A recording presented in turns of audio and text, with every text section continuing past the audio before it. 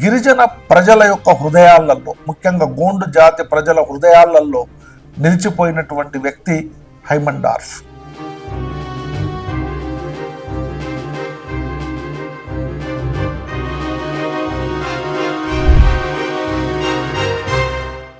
Hello, welcome to mind matters.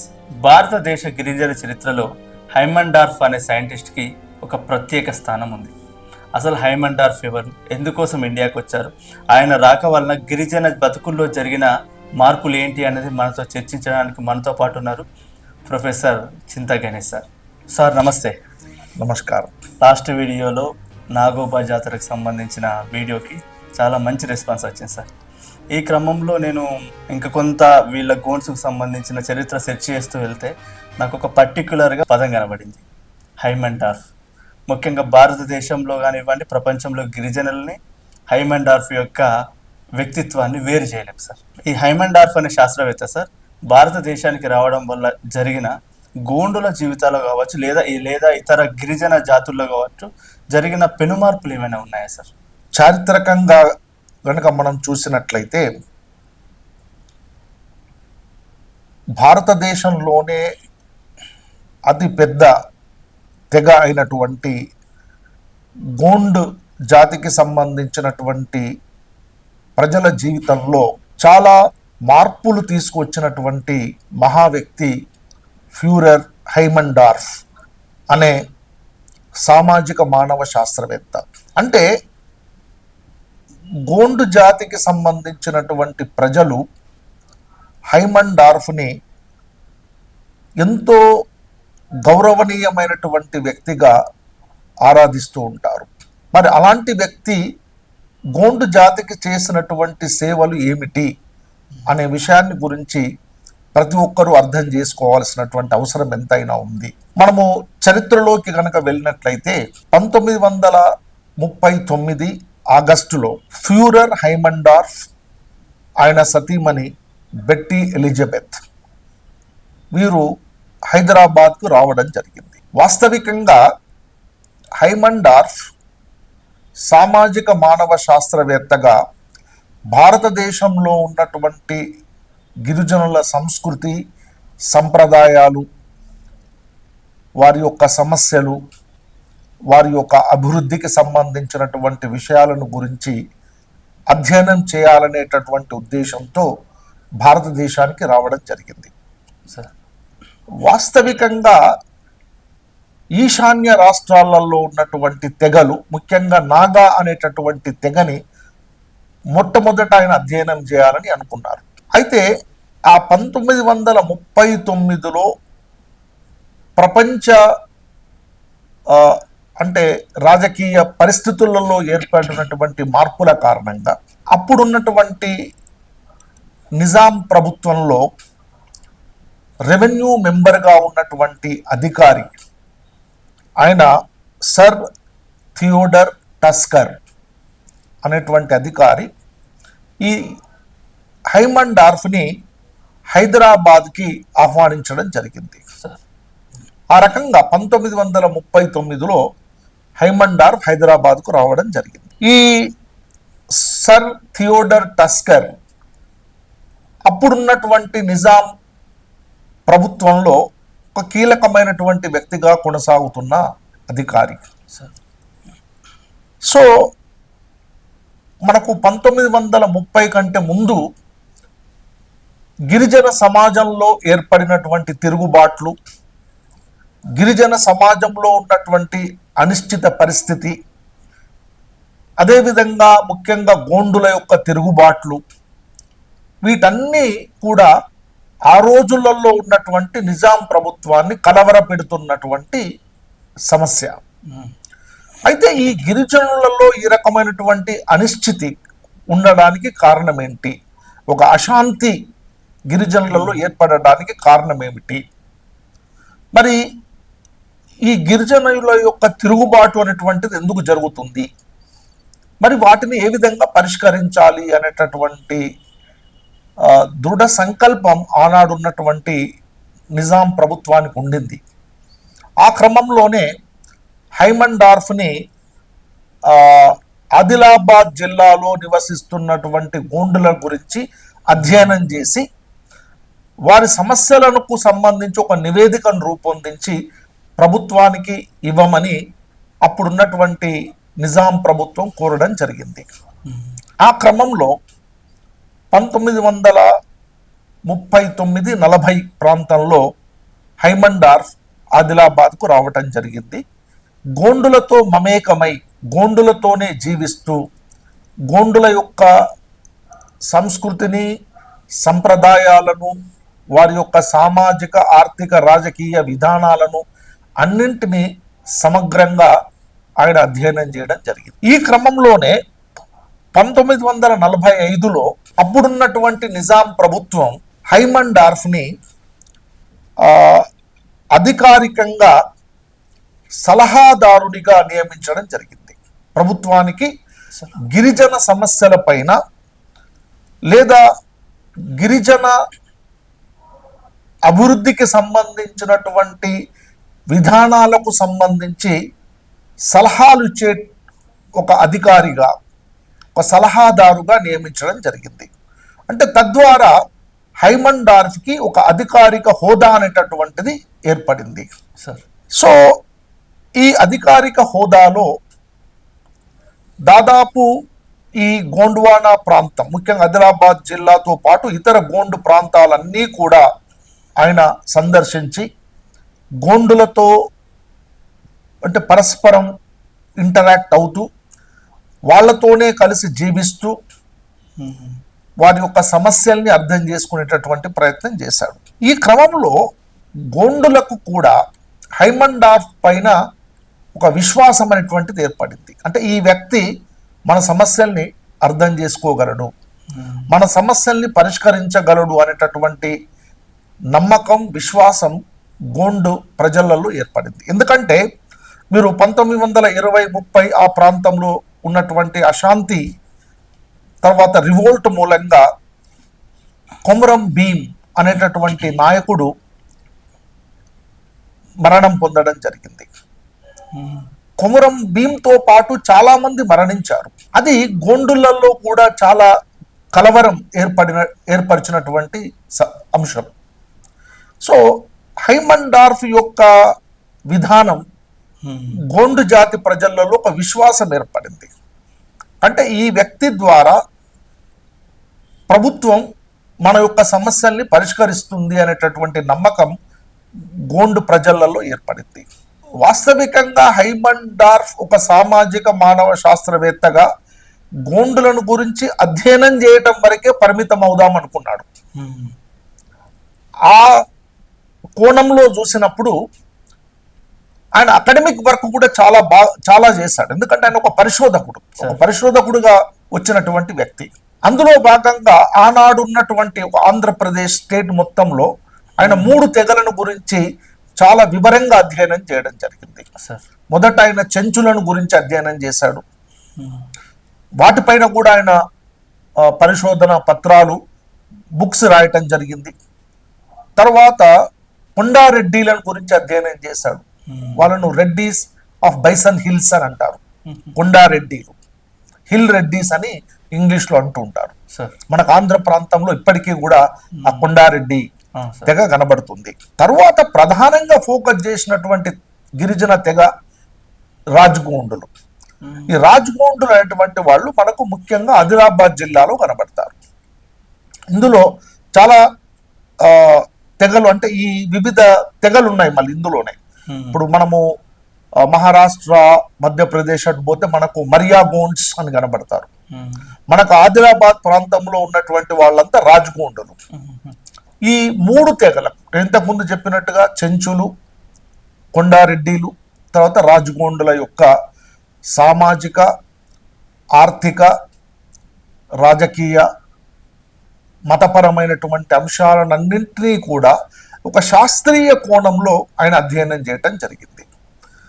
ఈ అధ్యయనం చేస్తున్నటువంటి క్రమంలోనే అప్పుడు ఉన్నటువంటి సర్ థియోడర్ టస్కర్ యొక్క సహకారంతో ఈ గిరిజనుల యొక్క సమస్యల్ని ప్రభుత్వం దృష్టికి తీసుకెళ్లేటువంటి ప్రయత్నం కూడా చేయడం జరిగింది. అంటే ఇక్కడ నేను చెప్పదలుచుకున్నటువంటి విషయం ఏంటంటే హైమండార్ఫ్ ఒక పరిశోధకుడుగా వచ్చాడు, ఒక అకాడమిషియన్గా వచ్చాడు. కానీ ఒక అకాడమిషియన్ తర్వాత ఒక సోషల్ యాక్టివిస్ట్గా మారాడు. అంటే ప్రజల సమస్యల్ని అధ్యయనం చేయడమే కాదు, వాటిని పరిష్కరించేటటువంటి ప్రయత్నం కూడా చెయ్యాలి అనేటువంటి బాధ్యతను కూడా హైమండార్ఫ్ తీసుకున్నాడు.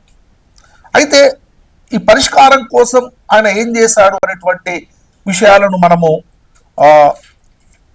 చర్చించుకునే కంటే ముందు అకాడమిక్గా ఆయన చేసినటువంటి పని ఏమిటి? ఎందుకంటే భారతదేశంలో ఉన్నటువంటి గిరిజనుల గురించి అధ్యయనం చేయడానికి ఒక అధ్యయన పద్ధతి అనేటువంటిది ఉండాలి. అంటే గిరిజనుల యొక్క సమస్యల్ని కానీ గిరిజనుల యొక్క జీవన విధానాన్ని శాస్త్రీయంగా ఏ విధంగా అర్థం చేసుకోవాలి అనేటటువంటి విషయాలు కూడా అకాడమిక్ ఫీల్డ్లో చాలా అవసరం. సో ఆయన అకాడమిక్ కాంట్రిబ్యూషన్ ఏమిటి అనేటటువంటిది కనుక మనం చూసినట్లయితే ఆయన చాలా పుస్తకాలు రాశాడు. అందులో ప్రధానంగా నేను అంటే ఈ చర్చలో భాగంగా ఒక 4 పుస్తకాలను గురించి నేను ప్రస్తావించదలుచుకున్నాను సార్. ఆయన రాసినటువంటి ప్రధాన పుస్తకాలు ఏంటంటే, ఒకటి the aboriginal tribes of Hyderabad, the aboriginal tribes of Hyderabad అనేటువంటి బుక్ను రాశాడు. ఇందులో ఈ హైదరాబాద్ రాష్ట్రంలో ఉన్నటువంటి వివిధ తెగలు, నేను ఇంతకుముందు చెప్పాను, ఆయన గోండులను గురించే కాదు, ప్రధానులను గురించి రాశాడు, చెంచులను గురించి రాశాడు, తర్వాత కొండారెడ్డిలను గురించి రాశాడు. ఇదంతా ఒక అధ్యయనం. రెండవది the Raj Gonds of Adilabad, the Raj Gonds of Adilabad అని ఒక గ్రంథం రాశాడు. ఆ రోజులలో అది గిరిజన అధ్యయనాల్లో చాలా ప్రధానమైనటువంటి అధ్యయనం. సో దానివల్ల రాజ్గోండుల యొక్క సంస్కృతి, సంప్రదాయాలు, జీవన విధానాన్ని ప్రపంచానికి తెలియజేశాడు ఆయన. అదేవిధంగా వాళ్ళ సమస్యలు ఏమిటో కూడా ఆ గ్రంథం ద్వారా చెప్పడం జరిగింది. అదేవిధంగా ఇంకొక బుక్ ఏంటంటే tribes of India, the struggle for survival అనేటటువంటి ఇంకొక గ్రంథాన్ని రాశాడు. ఇందులో ప్రధానంగా గిరిజనుల యొక్క సమస్యలు ఏంటి, వాళ్ళు తాము జీవించడం కోసం ఏ రకమైనటువంటి సమస్యలను ఎదుర్కొంటున్నారు, ఏ రకమైనటువంటి సవాళ్లను ఎదుర్కొంటున్నారు అనేటువంటి విషయాలను ఈ గ్రంథంలో ఆయన ప్రస్తావించడం జరిగింది. తర్వాత లైఫ్ అమాంగ్ ఇండియన్ ట్రైబ్స్ అనేటువంటి గ్రంథాన్ని రాశాడు. ఇవి ప్రధానంగా ఆయన రాసినటువంటి గ్రంథాలు. మిగతావి కూడా చాలా ఉన్నాయి. వీటి ద్వారా ఆయనకు ఒక ప్రొఫెసర్గా, ఒక పరిశోధకుడుగా చాలా గొప్ప పేరు అనేటటువంటిది వచ్చింది. అంటే అకాడమిక్ వరల్డ్లో కూడా చాలా ఒక గొప్ప పేరు అనేటువంటిది దీనివల్ల వచ్చింది. ఇది ఒక అంశం. ఈ గిరిజనులకు సంబంధించి నేను చెప్పాను, ఆయన అకాడమిషియనే కాదు, ఒక యాక్టివిస్ట్గా కూడా పనిచేశాడు అని. అయితే ఈయన ఈ గిరిజనుల గురించి అధ్యయనం చేస్తున్నటువంటి క్రమంలో 1946 ఆ ప్రాంతంలో లచ్చూ పటేల్ అనేటటువంటి గోండు నాయకుడితో హైమండార్ఫ్కు పరిచయం అనేటటువంటిది ఏర్పడింది. ఆయన మార్లవాయి అనే గ్రామానికి చెందినటువంటి వ్యక్తి. అయితే అప్పుడు మనకు ఊట్నూర్ గోండ్ రాజా అనే ఒక గొప్ప గోండు నాయకుడు ఉండేవాడు. ఆయన ఈ ట్రైబల్ పంచాయత్స్ అనేటటువంటి వాటిని నిర్వహించేటటువంటి ఆయన ఆధ్వర్యంలో జరుగుతుండేవి. అంటే గోండు ప్రజలకు సంబంధించినటువంటి వివిధ అంశాలు, అంటే అవి గోండు ప్రజల మధ్య ఉన్నటువంటి ఏమైనా సంఘర్షణలు కావచ్చు, సమస్యలు కావచ్చు, వాటికి ఆయన ఇచ్చినటువంటి తీర్పే ప్రధానం. సో ఆ ట్రైబల్ పంచాయత్స్ అనేటువంటివి ఏ విధంగా ఉన్నాయి, ముఖ్యంగా ఊట్నూర్ గోండ్ రాజాకు సంబంధించినటువంటి ఆ వ్యవస్థాపనను గురించి ఆయన అధ్యయనం చేయడం జరిగింది. ఈ క్రమంలో 1943 ఆ ప్రాంతంలో ఈ లచ్చూ పటేల్ అనేటువంటి వ్యక్తి మార్లవాయి గ్రామంలోనే ఉండాలని చెప్పి, అంటే హైమండార్ఫ్ని స్థిరంగా అక్కడ స్థిరపడి ఉండాలని చెప్పి కోరడం జరిగింది. అప్పుడు ఈ మార్లవాయి అనేటటువంటి గ్రామంలో తన అధ్యయన కేంద్రాన్ని ఏర్పాటు చేసి ఆయన అక్కడనే నివాసం ఏర్పరచుకోవడం జరిగింది. ఆయనకు కావలసినటువంటి గృహాన్ని, ఆయనకు కావలసినటువంటి ఒక అంటే అధ్యయన కేంద్రాన్ని కూడా ఈ లచ్చూ పటేల్ నాయకత్వంలో గోండు ప్రజలు ఏర్పాటు చేయడం జరిగింది. అంటే అప్పటి నుండి ఈ మార్లవాయి గ్రామ అనేటువంటిది కేంద్రంగా ఆయన కార్యకలాపాలు అనేటువంటివి కొనసాగినాయి. గోండు ప్రజల యొక్క సమస్యల్ని వినటం, ఆ సమస్యల్ని అప్పుడు మనకు సర్ థియోడర్ టస్కర్ తర్వాత డబ్ల్యూవి గ్రిగ్సన్ అనేటటువంటి అధికారి రెవెన్యూ మెంబర్ గా ఉండేవాడు. Revenue member is the most powerful person in Nizam government. Nizam ప్రభుత్వంలో ఒక మంచి ప్రాబల్యం కలిగినటువంటి అధికారి. ఆ గ్రిగ్సన్ యొక్క సహకారంతో ఈ ప్రజల యొక్క సమస్యల్ని ప్రభుత్వం దృష్టికి తీసుకెళ్లడం, సాధ్యమైనంత వరకు వాటిని పరిష్కరించేటటువంటి ప్రయత్నం హైమండార్ఫ్ చేయటం జరిగింది. ఈ పరిస్థితులలో ఆయన గమనించినటువంటి విషయం ఏంటంటే రెండు విషయాలు. అంటే గతంలో అంటే 1930 కంటే ముందు జరిగినటువంటి పరిస్థితులు చూస్తే గోండు గిరిజనులకు సంబంధించినటువంటి భూమి అనేటటువంటిది అన్యాక్రాంతం అయ్యింది. అంటే వాస్తవికంగా అంతకు పూర్వము గోండులు ఈ అటవీ ఉత్పత్తుల పైన, అదేవిధంగా అటవీ భూములను సాగు చేయటం పైన ఆధారపడి జీవించేటటువంటి వాళ్ళు. కానీ కాలక్రమంలో ఈ గిరిజనేతరులు గిరిజన ప్రాంతాలకు రావటం వల్ల గిరిజనేతరులైనటువంటి వడ్డీ వ్యాపారులు కానీ, వ్యాపార వేత్తలు కానీ, కాంట్రాక్టర్లు కానీ గిరిజనుల యొక్క అమాయకత్వాన్ని ఆసరాగా తీసుకొని వారి యొక్క భూమిని తమ వశం చేసుకోవడం జరిగింది. ఆ విధంగా మనకు 1920-30 ఆ దశకంలో చాలా వరకు గోండు ప్రజల యొక్క భూమి అన్యాక్రాంతం, అంటే ల్యాండ్ అలీనేషన్ అంటారు, అన్యాక్రాంతం అయ్యింది. అసలు దానికి వ్యతిరేకంగానే కొమ్రం భీం పోరాడింది. అంటే గోండు ప్రజలకు భూమి పైన హక్కు ఉండాలి, అటవీ సంపద పైన హక్కు ఉండాలి, అటవీ భూముల పైన హక్కు ఉండాలి అనేటటువంటి డిమాండ్తోనే ఆయన పోరాటం అనేటువంటిది చేయడం జరిగింది.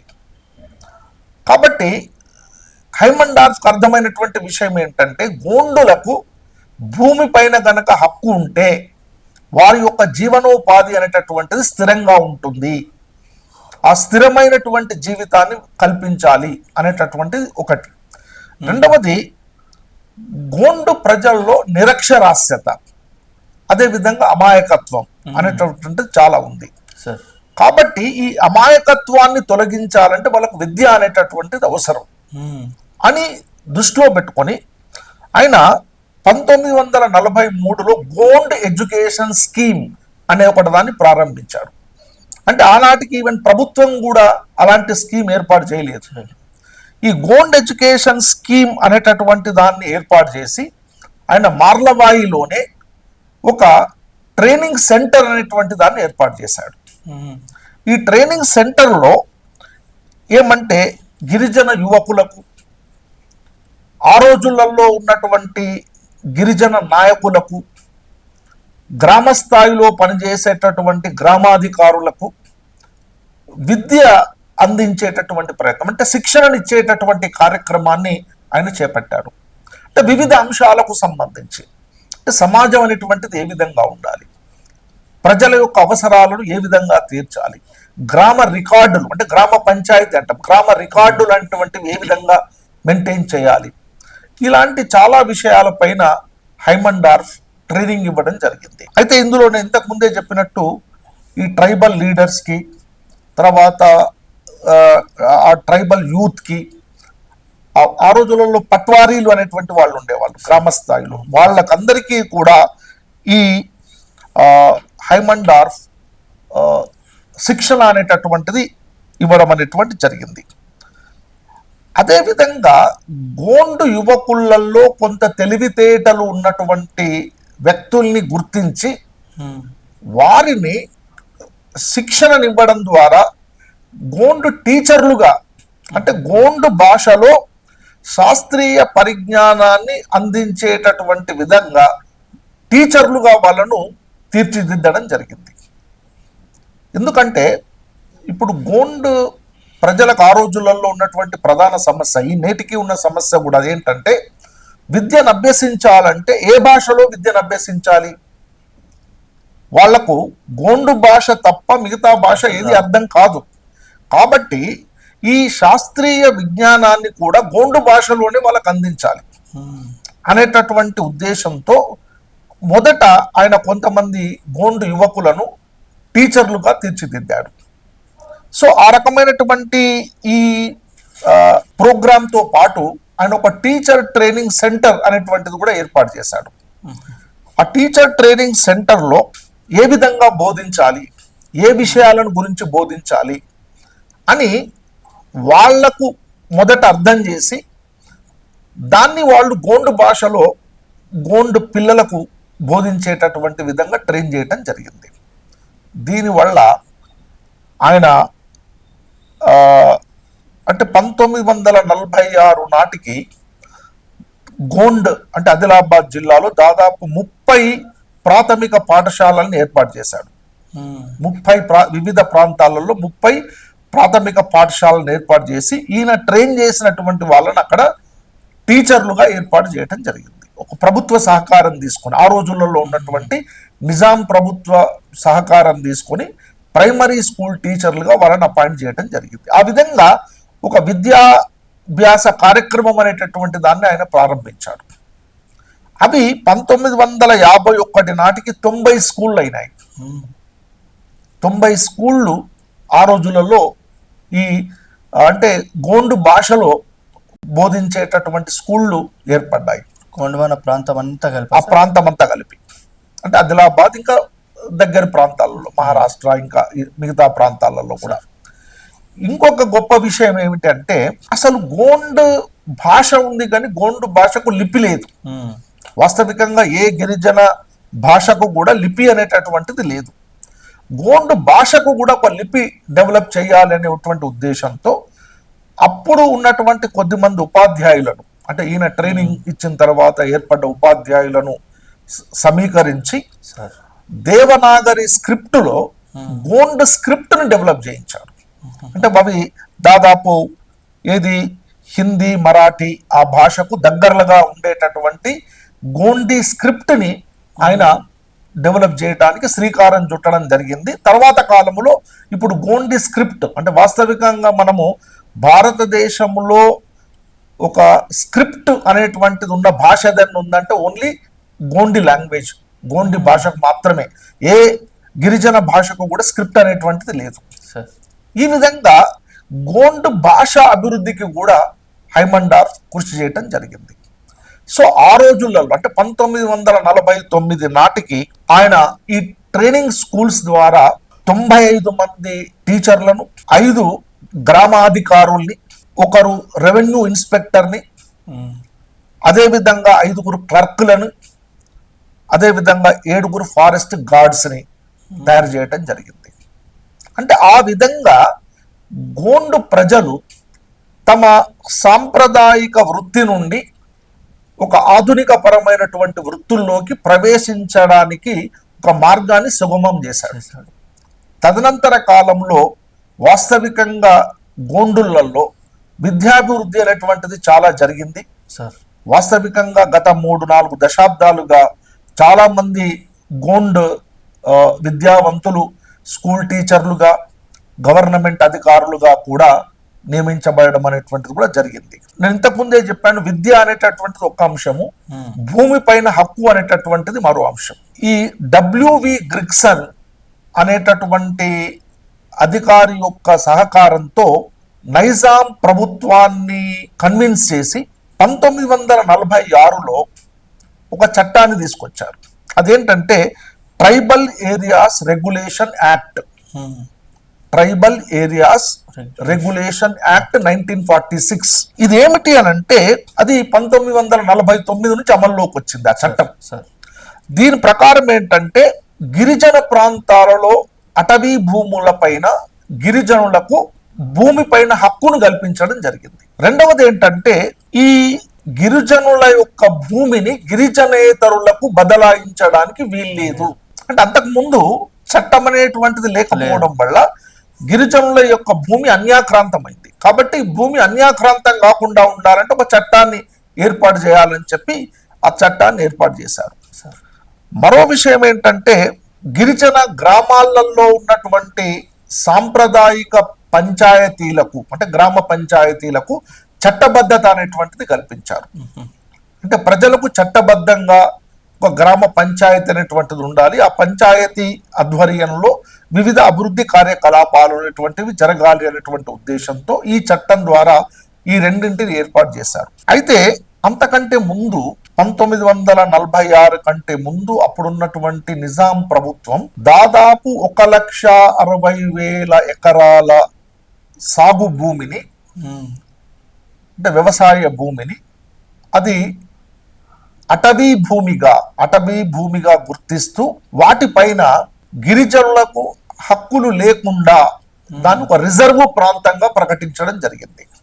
అంటే దాన్ని సాగు చేయడానికి వీలు లేదు, వాటిపైన గిరిజనులకు హక్కులు అనేటువంటివి ఉండవు అనేటువంటి దానివల్ల చాలా మంది గిరిజనులకు జీవనోపాధి అనేటటువంటిది కరువైపోయింది. ఇప్పుడు హైమండార్ఫ్ ఆనాడు ఉన్నటువంటి ప్రభుత్వంతో సంప్రదించి అప్పుడున్నటువంటి అధికారులతో సంప్రదించి దాదాపు ఆ 1,60,000 ఎకరాల భూమిని దాదాపు 12,000 గోండు కుటుంబాలకు పంపిణీ చేయడం జరిగింది. ఇది పెద్ద గ్రేట్ అచీవ్మెంట్. వాస్తవికంగా ఈవెన్ ప్రభుత్వం కూడా చేయలేనటువంటి పనిని హైమండార్ఫ్ ప్రభుత్వం చేతనే చేయించాడు. కానీ ఒక వ్యక్తిగా ఒక యాక్టివిస్ట్గా ఆయన కాంట్రిబ్యూషన్ అది. 1,60,000 ఎకరాల భూమిని ఒక్కొక్క కుటుంబానికి 15 ఎకరాల చొప్పున 12,000 కుటుంబాలకు ఆ భూమిని పంపిణీ చేయడం జరిగింది. అంటే ఆయన ఉద్దేశం ఏంటంటే దీనివల్ల ఆర్థిక స్థిరత్వం అనేటటువంటిది గోండులకు ఏర్పడుతుంది అనేటటువంటిది. అది ఆదిలాబాద్ జిల్లాలో ఈ రకంగా ఆర్థిక స్థిరత్వాన్ని ఆయన కల్పించడం జరిగింది. ఈ విధంగా గోండు గ్రామాలలో అభివృద్ధి కార్యకలాపాలను సంక్షేమ కార్యకలాపాలను కొనసాగించడం కోసం ప్రత్యేకంగా ఆయన ఒక స్పెషల్ ఏజెన్సీ క్రియేట్ చేయాలి అనేటటువంటి సలహా ఇవ్వటం వల్ల ఒక డిపార్ట్మెంట్ ఆఫ్ సోషల్ సర్వీసెస్ అనేటటువంటి దాన్ని అప్పుడున్నటువంటి ప్రభుత్వం ఏర్పాటు చేశారు. సో ఈ విధంగా ఈ సోషల్ సర్వీస్ అనేటటువంటి దాని ద్వారా వివిధ సంక్షేమ కార్యక్రమాలను ప్రభుత్వం అమలు చేస్తూ వచ్చింది. అందువల్ల వీటన్నింటినీ అంటే ఈ ముఖ్యంగా గిరిజనులకు భూమి పైన హక్కును కల్పించడమే కాదు, ఆ భూ పంపిణీ ఏదైతే జరిగిందో దాన్ని చాలా కాలం వరకు వాళ్ళు ఈ హైమండార్ఫ్ పట్టాస్ అనేవాళ్ళు ఆ భూమి పైన పట్టాలు ఇచ్చారు వాళ్ళకు, వాటిని హైమండార్ఫ్ పట్టాలు అనేవాళ్ళు. ఆ రకంగా గిరిజనులకు ముఖ్య గోండు జాతి ప్రజలకు ఒక ఆర్థిక స్థిరత్వాన్ని రాజకీయ స్థిరత్వాన్ని కల్పించినటువంటి వ్యక్తి హైమండార్ఫ్. అయితే 1949 వరకు ఆయన గోండు ప్రజల కోసం ఆయన అధ్యయనాన్ని కొనసాగిస్తూనే గోండు ప్రజల కోసం కూడా పనిచేయటం జరిగింది. గోండులలో ఒక అవేర్నెస్ క్రియేట్ చేయడానికి ప్రయత్నం చేయటం జరిగింది. కాకపోతే 1949లో ఆయనకు యూనివర్సిటీ ఆఫ్ లండన్లో ఒక సెంటర్ అనేటటువంటిది ఉంటుంది. ఆ సెంటర్ పేరు ఏంటంటే school of oriental and African studies అని అంటారు. SOAS స్వాస్ అంటారు. అది ఈనాటికి కూడా ప్రపంచంలో సోషల్ సైన్స్ ఫీల్డ్లో చాలా అత్యున్నతమైనటువంటి పరిశోధన కేంద్రంగా భావించడం జరుగుతుంది. It is a very big research centre, part of university of London. దాని school of oriental and African studies.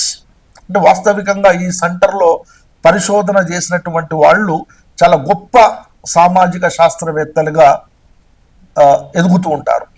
అందులో ఆయనకు అకాడమిక్ పొజిషన్ అనేటువంటిది వచ్చింది. ఒక ప్రొఫెసర్గా ఆయనకు అక్కడ ఆహ్వానం ఇవ్వడం జరిగింది.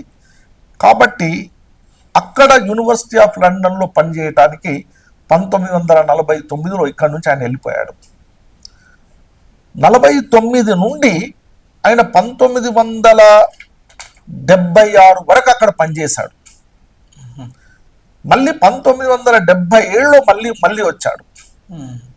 అంటే 1978 నుంచి దాదాపు 88 వరకు ఎవ్రీ ఇయర్ అంటే ఆయన కంటిన్యూస్ గా ఇక్కడే లేడు, కానీ ఎవ్రీ ఇయర్ వచ్చి కొంతకాలం ఇక్కడ ఉండి గిరిజనులతో పనిచేస్తూ గిరిజనులలో వాళ్ళకున్న సమస్యల్ని పరిష్కరించడానికి ప్రయత్నం చేస్తూ వెళ్ళేవాడు. అంటే దాదాపు ఒక 10 సంవత్సరాలు, మళ్ళీ అంతకు ముందు ఒక 10 సంవత్సరాలు ఇక్కడే స్థిరంగా ఉన్నాడు. తర్వాత మళ్ళీ 77 నుండి 88 దాకా తన ఈ ప్రస్థానాన్ని కొనసాగిస్తూ వచ్చాడు. కాకపోతే ఇక్కడ చెప్పుకోదగ్గ విషయం ఏంటంటే 1949 నుంచి 1977 మధ్య కాలంలో చాలా మార్పులు అనేటువంటివి ఏర్పడ్డాయి. అంటే హైమన్ డార్ఫ్ ఏ రకమైనటువంటి గిరిజన హక్కుల కోసం పాటుపడ్డాడో అవన్నీ కూడా మళ్ళీ యథావిధిగా పాత గతంలో ఏ రకమైనటువంటి పరిస్థితి ఉందో ఆ పరిస్థితి ఏర్పడ్డది. ఎందుకు అనంటే 2 మార్పులు జరిగాయి. ఒకటి, హైదరాబాద్ రాష్ట్రం అనేటటువంటిది, అంటే నైజాం ప్రభుత్వం పోయి మనం భారతదేశంలో విలీనం కావడం అనేది ఒకటి. తర్వాత హైదరాబాద్ రాష్ట్రం అనేటటువంటిది ఆంధ్రప్రదేశ్ రాష్ట్రంలో భాగం కావటం. ఈ రెండింటి వల్ల అప్పుడు హైమన్ డార్ఫ్ కృషితో ఏ రకమైనటువంటి చట్టాలు వచ్చాయో ఆ చట్టాలన్నింటినీ కూడా ప్రభుత్వం విరమించుకోవడం జరిగింది, ప్రభుత్వం రద్దు చేయడం జరిగింది. నేను ఇంతకుముందు చెప్పాను కదా, ట్రైబల్ ల్యాండ్ రెగ్యులేషన్ యాక్ట్ అనే దాన్ని విరమించుకోవటం వల్ల మళ్ళీ గిరిజనేతరులందరూ కూడా గిరిజన ప్రాంతాలకు రావడం అనేటువంటిది మొదలైంది.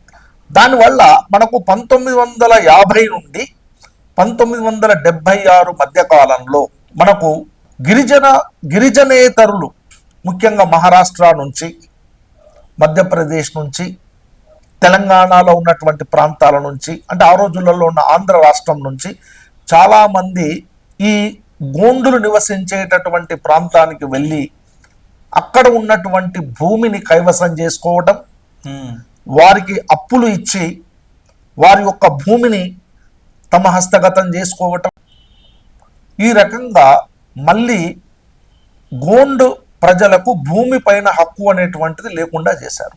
అంటే గోండుల యొక్క అమాయకత్వాన్ని వాడుకొని వారిని ఆర్థికంగా దోపిడీ చేయటము. పట్టాలని రిటర్న్ తీసుకున్నారా సార్? మళ్ళీ హైమన్ డార్ఫ్ పట్టాలన్నారుగా. అంటే ఆ పట్టాలను రిటర్న్ తీసుకోవడం అని కాదు, కానీ అంటే మనకు గిరిజన ప్రాంతాలలో కనబడేదంటే వాళ్లకు ఇన్స్టిట్యూషనల్ క్రెడిట్ ఫెసిలిటీ అనేటువంటిది లేకపోవడం వల్ల. ఇన్స్టిట్యూషనల్ క్రెడిట్ ఫెసిలిటీ అంటే ఆ రోజులలో బ్యాంకుల ద్వారా లోన్లు పొందేటువంటి వసతి ఉండేది కాదు. వాళ్ళకి ఏదైనా డబ్బు అవసరం అనుకుంటే వాళ్ళు ఈ వడ్డీ వ్యాపారస్తుల దగ్గర నుంచి, కాంట్రాక్టర్ల దగ్గర నుంచి తీసుకునేటోళ్ళు. మరి ఆ తీసుకున్న అప్పు తిరిగి తీర్చకపోయినప్పుడు దానికి ఆల్టర్నేట్ ఏం చేసేవాళ్ళు అంటే వాళ్ళ యొక్క భూమిని వాళ్ళు రాయించుకునేటటువంటి వాళ్ళు. ఈ విధంగా ఎక్కడైతే గిరిజనులు వివిధ అవసరాల కోసం అప్పులు తీసుకున్నారో, అంటే దాన్ని మనం క్రానిక్ ఇండెప్టెడ్నెస్ అంటాం. ఈ ఇండెప్టెడ్నెస్ అనేటటువంటి దాని వల్ల మళ్ళీ గిరిజనుల చేతుల్లో ఉన్నటువంటి భూమి గిరిజనేతరుల చేతుల్లోకి వెళ్ళిపోయింది.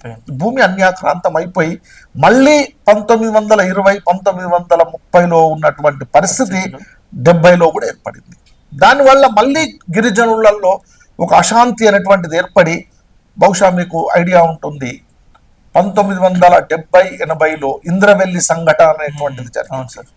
అందులో చాలా మంది గిరిజనులు, పోలీసులు జరిపినటువంటి కాల్పులలో చాలా మంది గిరిజనులు మరణించడం జరిగింది సార్. అంటే మళ్ళీ ఒక అశాంతికరమైనటువంటి వాతావరణం ఆ గోండు ప్రాంతంలో ఏర్పడింది. ఇవన్నీ అంటే హైమన్ డార్ఫ్ చేసినటువంటి కృషి అనేటటువంటిది మళ్ళీ తిరిగి వెనక్కి వెళ్ళిపోయింది. అంటే హైమన్ డార్ఫ్ కనుక ఉంటే ఇక్కడే బహుశా ఆయన ప్రభుత్వానికి ప్రజలకు మధ్య వారధిగా ఉండి ఇంకా ఎక్కువ అభివృద్ధికి దోహదపడేదేమో అనేటటువంటి ప్రజల యొక్క భావన. అయితే మళ్ళీ 77 తర్వాత మళ్ళీ హైమన్ డార్ఫ్ వచ్చిన తర్వాత మళ్ళీ ఆయన ప్రభుత్వానికి గిరిజనుల యొక్క సమస్యల్ని నివేదిస్తూ ఉండడం, అంతేకాకుండా ఆయన ఎవ్రీ ఇయర్ యాన్యువల్ విజిట్స్ అనేటువంటి ఉండేవి. అంటే ప్రతి సంవత్సరము ఖచ్చితంగా ఆయన ఇక్కడికి రావడం, మార్లవాయిలోనే ఉండడం, అక్కడి నుండి వివిధ ప్రాంతాలకు వెళ్ళటం. అంతేకాకుండా ఆ రోజులలో ఉన్నటువంటి యువ అధికారులకు, అంటే కలెక్టర్లు కానీ, ఎస్పీలు కానీ, జిల్లా స్థాయి అధికారులకు గిరిజనుల యొక్క సమస్యల్ని ఏ విధంగా డీల్ చేయాలి అనే విషయాలను గురించి సలహాలు ఇవ్వడం అనేటువంటిది జరుగుతూ ఉండేది. అది 1988 వరకు కూడా కొనసాగింది. ఈ విధంగా ఆయన యొక్క కృషి వల్ల అప్పుడు the panchayats act 1996 extension to scheduled areas, దాన్నే పెజా చట్టం అంటారు, పిఈఎస్ఏ, పెజా యాక్ట్ అనేటటువంటిది, ఆ చట్టం అనేటువంటిది ఏర్పడింది.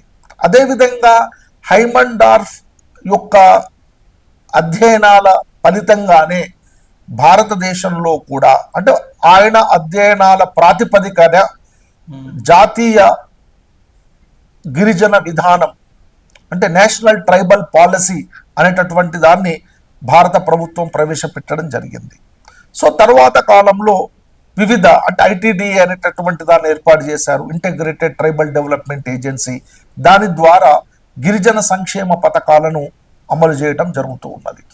కాబట్టి చివరిగా నేను చెప్పదలుచుకున్నటువంటి విషయం ఏంటంటే, గిరిజన ప్రజల యొక్క హృదయాలలో, ముఖ్యంగా గోండు జాతి ప్రజల హృదయాలలో నిలిచిపోయినటువంటి వ్యక్తి హైమండార్ఫ్. అందువల్ల ఆయన 1995లో చనిపోయాడు. అంతకంటే ముందు కొన్ని సంవత్సరాల ముందు ఆయన భార్య కూడా చనిపోయింది, బెట్టి ఎలిజబెత్ అని. వారిద్దరి యొక్క స్మారకంగా వాళ్ళ విగ్రహాలను మార్లబాయి గ్రామంలో ఏర్పాటు చేయటం జరిగింది. ఇప్పటికీ కూడా వారి యొక్క సంస్మరణ కార్యక్రమాలను మార్లవాయిలో ఏర్పాటు చేస్తూ ఉంటారు. తర్వాత గోండు జాతికి సంబంధించిన యువకులు హైమండార్ఫ్ ట్రస్ట్ అనేటువంటిది ఏర్పాటు చేశారు ఈ మధ్య కాలంలో. ఆ ట్రస్ట్ ద్వారా సేవా కార్యక్రమాలను చేపడుతూ ఉన్నారు. ఈ విధంగా గోండు ప్రజల జీవనం పైన తనదైన ముద్ర వేసినటువంటి వ్యక్తి హైమండార్ఫ్. గిరిజనుల యొక్క జీవన విధానంలో ఇంకా సమూలమైనటువంటి మార్పులు రావాలంటే హైమండార్ఫ్ లాంటి వ్యక్తులు మళ్ళీ రావాలి. హైమండార్ఫ్ లాంటి వ్యక్తులు ఈ గోండు సమాజానికి చాలా అవసరం అని మనం చెప్పొచ్చు. అంటే ఒక కేవలం గోండు సమాజానికే కాదు, భారతదేశంలో ఉన్నటువంటి ఏ గిరిజన తెగైనా కూడా ఇవాళ చాలా గిరిజనులు ఇంకా జనజీవన స్రవంతికి ఎంతో దూరంలో ఉన్నారు. చెంచులు కానీ, కోయలు కానీ, కొండారెడ్లు కానీ, సవరలు కానీ, వీళ్ళంతా ముఖ్యంగా మనము ఆంధ్రప్రదేశ్, తెలంగాణ రాష్ట్రాలకు సంబంధించి చూస్తే ఇంకా ఎంతో వెనుకబడి ఉన్నారు. సో అంటే హైమండార్ఫ్ లాగా ఒక నిబద్ధతతో పనిచేసేటటువంటి వ్యక్తులు ఉన్నప్పుడే ఈ అభివృద్ధి సంక్షేమ ఫలాలు అనేటటువంటివి గిరిజనులకు చేరుతాయి. గిరిజనుల యొక్క జీవితంలో చాలా మార్పులు అనేటువంటివి రావడానికి అవకాశం ఉంటుంది. ఇది హైమండార్ఫ్ యొక్క సేవలు అని మనం చెప్పుకోవచ్చు. Thank you sir. మీ ద్వారా ఒక గొప్ప వ్యక్తిని గురించిన చరిత్రను తెలుసుకునే అవకాశం వచ్చింది. Thank you sir. Thank you so much.